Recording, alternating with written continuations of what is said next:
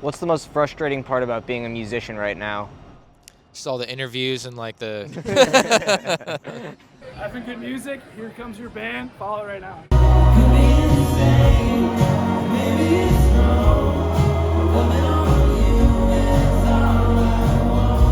What's your name, what do you play, and who do you play it for? My name's Aaron Graham. I play guitar and I sing in Ray Bull. My name's Tucker, and I play guitar and keyboard and sing for Ray Bull. What's the song that made you want to be a musician? The first song I put out into the world was a cover of Blame It on the Sun by Stevie Wonder, and I posted it on YouTube in high school, and then I got made fun of, so I took it down, but that was my first foray. I think it was Good Vibrations maybe, or Golden Slumbers. Do you remember the first song you learned all the way through?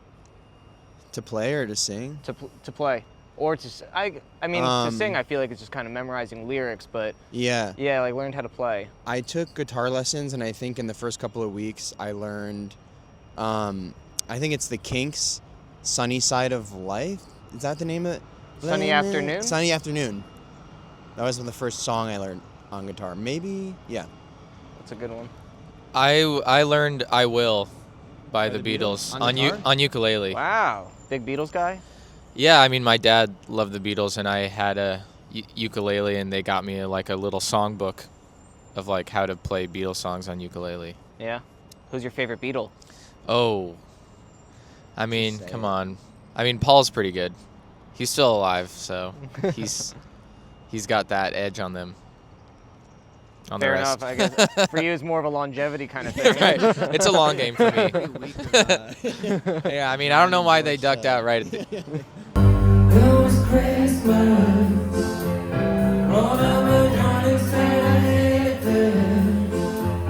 If you were to describe Ray Bull's music in 4 albums, which would you pick? Other people's albums? Our first album, our second album, our third and our fourth album. Nielsen Schmielsen, and Nilsson Schmilson. Nielsen Schmielsen, and I'll go with Rufus Wainwright's self-titled album, Rufus Wainwright. I'd say probably the White Album, and maybe Chocolate and Cheese. Hell yeah. Is that Ween? Yeah. Is that your favorite Ween album? I don't know. I think my favorite might weirdly be.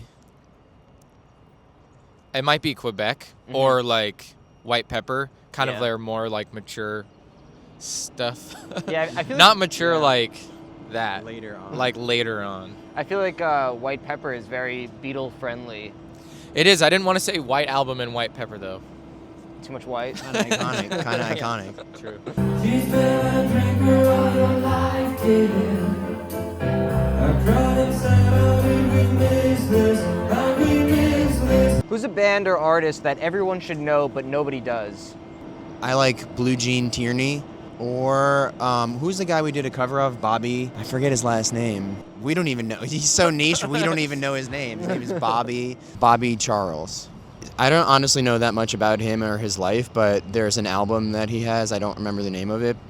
And it's just a lot of great songs. And I'm like, how have I not heard of this artist? Yeah. I'll say Klaus Nomi. Klaus Nomi is a failed German opera singer from the 80s who moved to the East Village and then started doing this weird operatic pop music in the underground scene, and he became really good buddies with David Bowie, and I think Bowie got a lot of inspo from him and stuff. Not that he's copied him or anything, but he's just a really interesting guy, and his music is so cool and strange. Which era of Bowie was inspired by him? Was I it, don't know. I think Bowie just liked he was like, this is a guy who's also putting on makeup Yeah. and doing something that just is really odd, but it's just weird. Honestly, the pop music sensibility is kind of the same, but just with an opera voice, a really interesting opera voice. Sounds cool. I'm Yeah. definitely gonna check him out. He died in the AIDS epidemic, which was, Yeah. sad, but he's a really interesting artist. Yeah. Now she's sleeping on the back, baby. Her older sister says she can't contain it. No, she only does it 'cause her father did. I pray to God that you forget this, you forget this. If you could put one of your songs in a movie, what scene, and what song would it be? Okay. The first song that came to mind, Hot Boys in Shrek. Is there like a scene of Shrek getting ready for like the wedding? How about Hot Boys in the scene in like Shrek 2 when he like becomes like a white guy? Is that, I don't know. Yes. That's it, yeah. It'd be cool to have all our music like in Shrek just to see if it works. Don't sleep on Shrek's soundtracks. I mean, like No, Yeah, are you no, we're kidding? not- Nick Cave. We're not trying to take anyone's place, but we just think, you Yeah. know, if it happened now. You know, the interesting thing is you know how everyone found out about Hallelujah because of Shrek? You know that if you look at the soundtrack of Shrek, the version of Hallelujah on like the official soundtrack is Rufus Wainwright, but Yeah. in the movie it's John Cale, I did know that. which I like that version more, but kind of got shorted there. yeah. So I know. I well, guess That's our answer.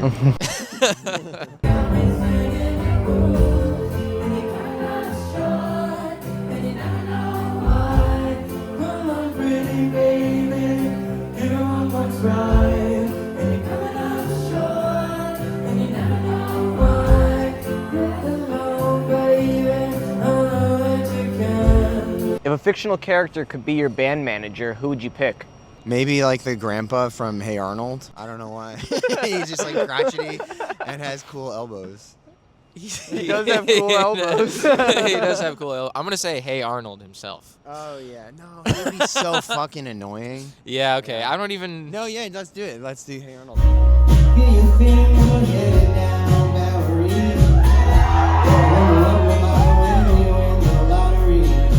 If you could change one thing about the music industry, what would it be?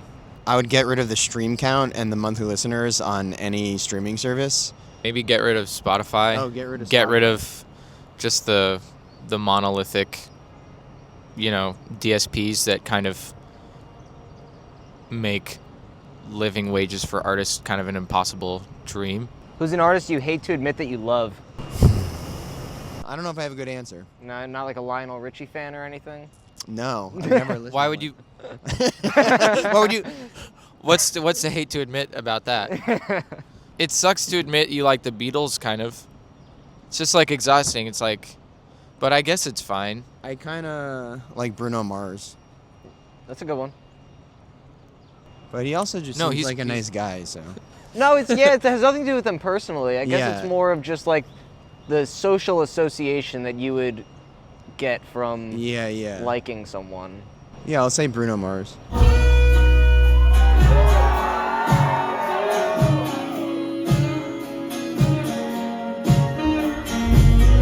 What's the worst piece of advice someone in the music industry has given you? Someone tried to, when we were like, people were interested in like making a deal with us, somebody presented us with a deal that the more successful we got, the worse, like, the less money we would get.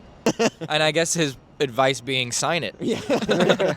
Like when we were new to the industry, quote unquote, whatever, everyone was giving us advice. Maybe the worst advice we ever got was like, don't put out an album yet or something. And then in retrospect, we wish we did. What's the best live performance you've ever seen? I saw a, like, what's it called? A concert in memoriam for Kate McGarrigle. I think it's called Town Hall. Is that a venue? Yeah. At Town Hall. And like the Wainwright family and all sorts of different guests came and performed Kate McGarrigle and Anne McGarrigle songs, and that was maybe the best show I ever saw. Probably Green Day at Osheaga. That was cool. Also saw Adrianne Lenker at King's Theater, I was there, yeah. the solo. You were there? Yeah. That was really, really incredible. But I think maybe Green Day, actually. What year did you see Green Day?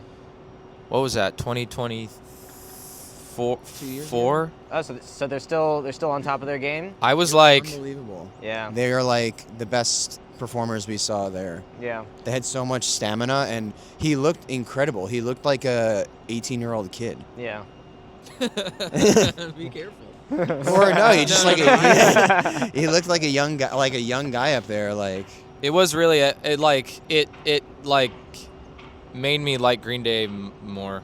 Yeah. Which is like sometimes you go to a show and you're like, all right, they really do it live for sure. Yeah. Early morning, one little fiend, that little ditty you stole from me.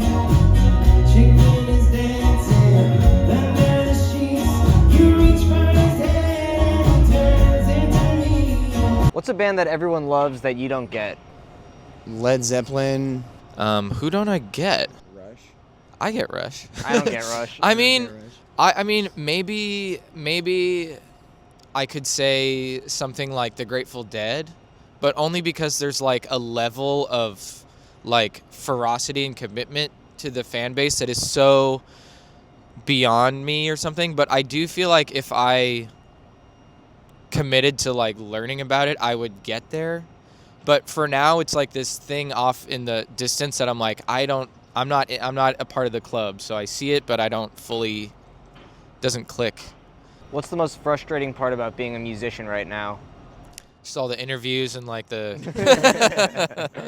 Well, honestly, the biggest frustration is having to be multiple things, and one of those things is like content producer, influencer. When it's hard to do all of these things, and we like making content, but it's like it's also a full-time job on top of making music, and that's tough. We drew a circle, the line between mine and you and yours to me. What would you say to someone who's thinking about giving up on their creative project? I would say give up as soon as possible and move on to like getting a real job. No, I would say, I mean, it's maybe generic, but don't give up if you actually believe in it. Yeah, it's maybe just about like reconnecting, try to reconnect with like why you started and see what happens when you find that place. I'd also say that like the idea of like giving up feels really like akin to like this hustle culture, and like everybody is an entity and a brand. And I would say honestly, if you're truly a creative person, like give up, because if you're truly creative, it's an impulsive thing and you'll come back to it. So maybe sometimes it's good to let go and let it come back to you instead of clinging so tightly to this idea that like you have to strangle something to death in order to succeed. What's a red flag when you meet another musician? They like Bruno Mars. I'm just kidding. If Bruno's watching this, I actually like him too. So. I mean, honestly, just if they're just like a dick. Yeah. Like, I think it's possible to do all of these things and be successful in music and be a nice person. And I think if you think you have to be mean or climb over somebody to get somewhere, it's a red flag, because you don't. You can do your thing and get to where you're going. Yeah, I agree. Tasting the silence, please no more. If this isn't it, I guess I'm lost. Take my hand when you're going around the bend. Let your heart stir like a hurricane. If you could recommend one song, what would it be? For some reason, when you asked before about like the best performance, I thought of a performance I wasn't there to see, which was not in person, but the Aretha Franklin Amazing Grace documentary. It's like a performance documentary, and now that's in my head. So maybe that track of her singing Amazing Grace is like maybe the most incredible vocal performance I've ever seen or heard.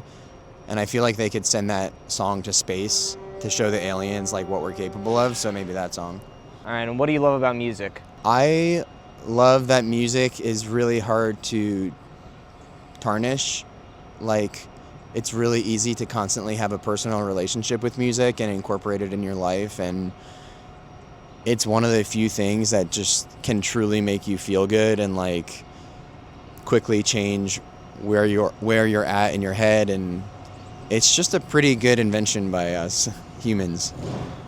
There's nothing that blocks you from kind of enjoying it, I guess. You know, Aaron and I come from like, we went to art school and we like studied art, and like there's a bit of this feeling of like with art there's kind of like there's this kind of barrier to entry, and with music there's not that.